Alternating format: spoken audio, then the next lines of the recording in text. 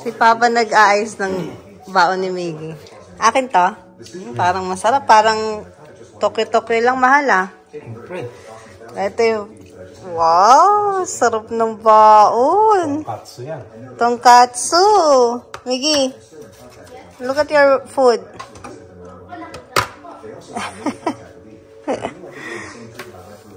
Ganito kami everyday guys pag may school. Bento box. Mahal, gagamitin mo to? Sarap. Morning guys. Good morning Papa. Ang dami namin hugasan. Ba't ang daming hugasan, mahal? Oh my God. Tignan yung kusina namin. Yan yung realidad. Yan, walang naghugas. Kahapon. Kagabi, walang naghugas kagabi. Stop. Ha? Nagagalit si Miggy. Isang beses lang doon hindi naghugas. Akala daw hindi na naghuhugas. Halika na, pasok ka ng school. Miggy. Isang?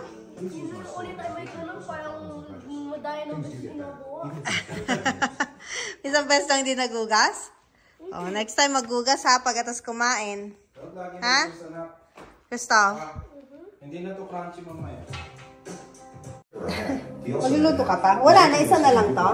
Sayang pag dito. Eh, ikaw? Wow, sarap. Namiss ko tuloy yung tokoy-tokoy yung mahal.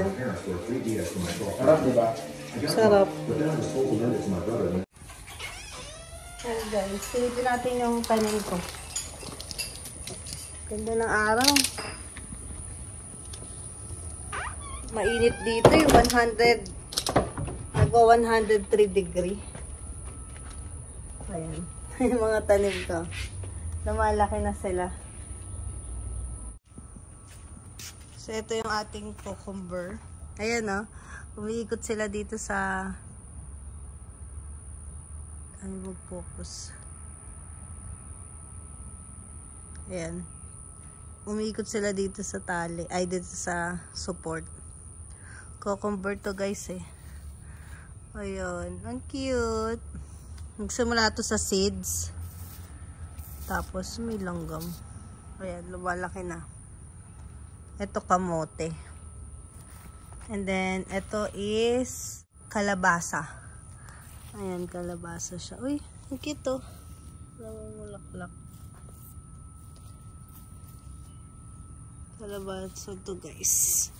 So, ayun, nagsimula siya sa seeds. Tapos lumalaki-laki na siya.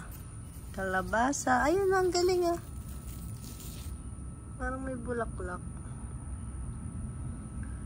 Ayun. Masaya ako guys sa pag yung buto. Tulad nito. Ito lemon yata to. Ayun, lumalaki na siya. Medyo isang buwan na to eh. Ayun. Ito din kalabasa to. Ito tanim din to ni Christopher. Lumalaki na yung tanim ni Miggy. Ayan, lemon to lemon. 1, 2, 3, 4, 5, 6. And then, itong ating pechay, masipag siya guys. Nag-harvest si Papa nung nakaraan eh. Inulam namin sa nilaga. Nilagay namin sa nilaga. Diba ang ganda? Ganda ng dahon.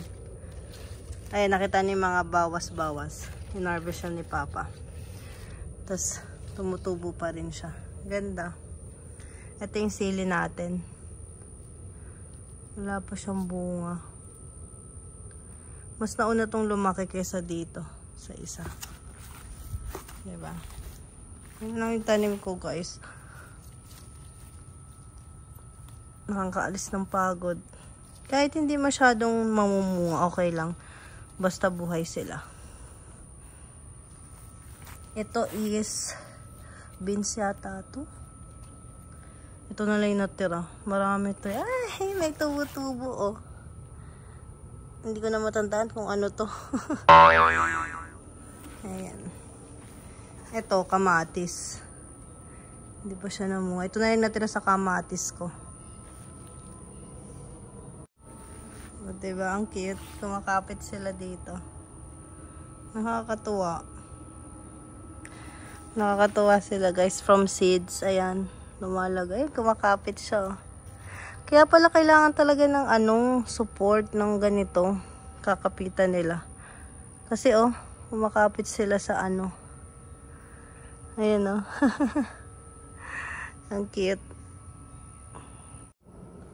Ito yung papaya natin. Namatay siya. Tapos yung saging ko guys, namatay na rin. Ibang gagawin natin.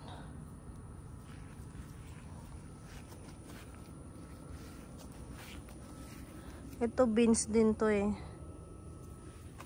Hindi healthy yung lupa talaga dito.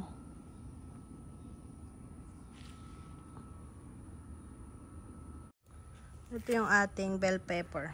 Nabuhay siya ulit guys. Alam nyo ba, muntik na ito mamatay. Muntik ko na ito bunutin eh. Kasi talagang wala ng dahon. Ayan, nabuhay siya ulit. And then, may bunga na siya. Ayan, isa. And, meron pa ditong isa, alam ko eh. Ito. Meron pa maliliit na bulaklak. Dalawa yan eh. Asan yung isa? Ayun. Ito. Pangalawa. Tapos namumulaklak siya. Ayan, namumulaklak na. Kala ko mamamatay na to eh. Ito nabuhay. Ito guys. Ayan. Usually yung mga pinagbalatan or pinaghiwaan ko ng prutas, nililibing ko na dito. Nililibing ko dito sa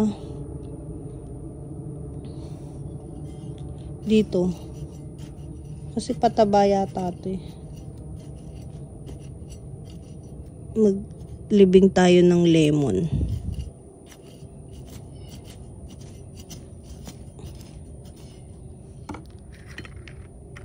Ito. Libing ko to.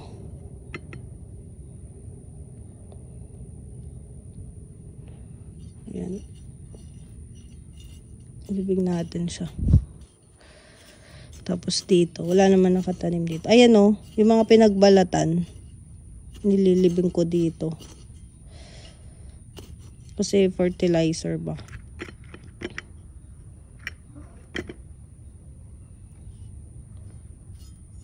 Yan yung ginagawa ko. Ayan may lemon pala dito.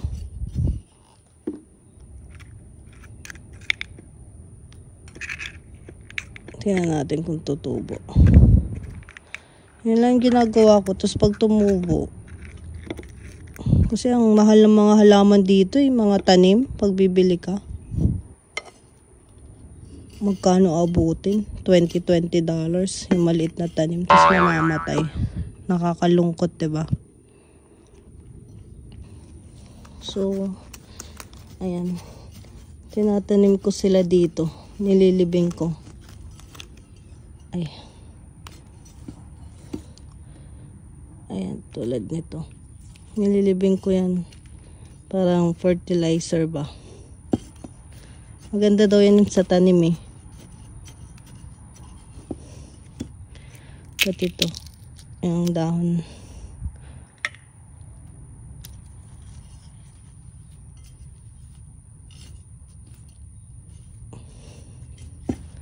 Fertilizer.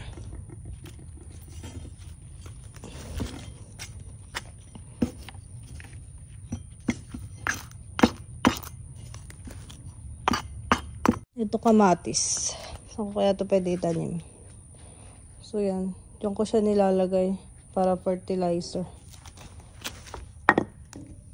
Ito, hindi na ito lumaki.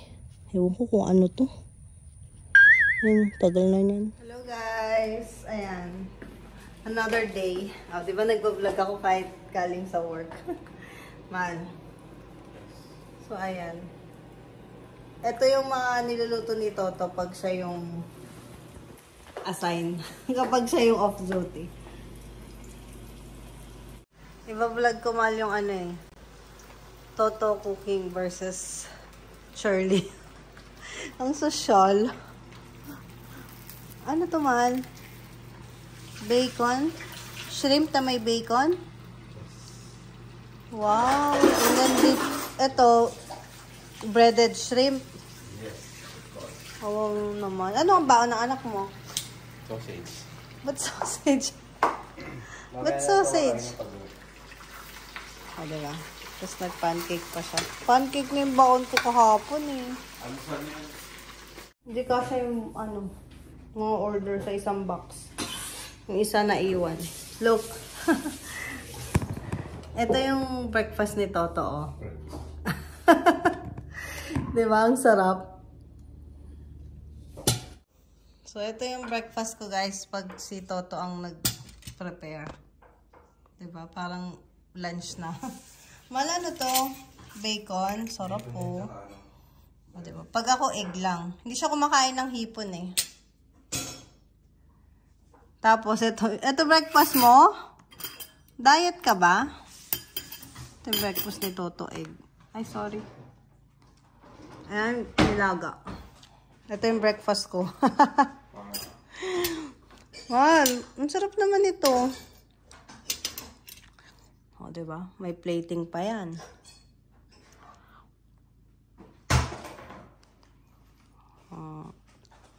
Lapit natin. Oh, sarap. Oh, may ilaw pa.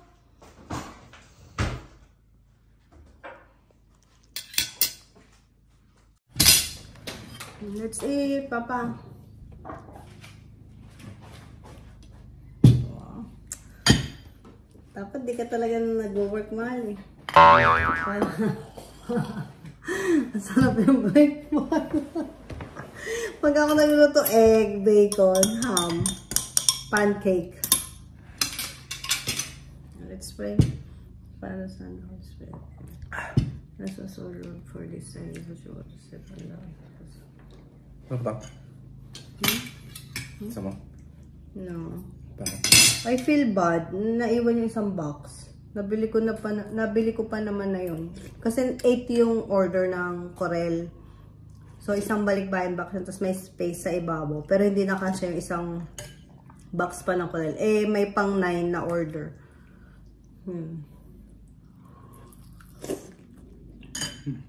Minessage ko na si Juliet. Lagi nakakalimutan ko yung order niya. Hindi ka kasha. Sabi niya, susog mo kalimutan yung order ko. Ano? Minsan mali naman yung scent.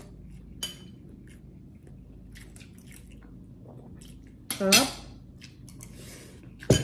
Sarap mo. Hipon. Dito kumakain si Toto. Hindi kumakain si Toto na ito. Sarap. Luto na.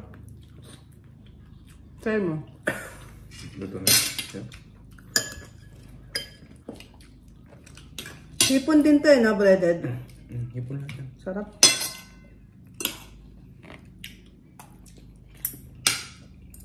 Diba?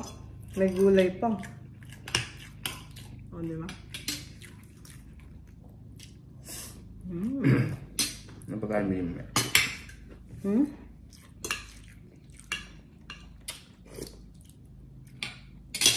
Sarap.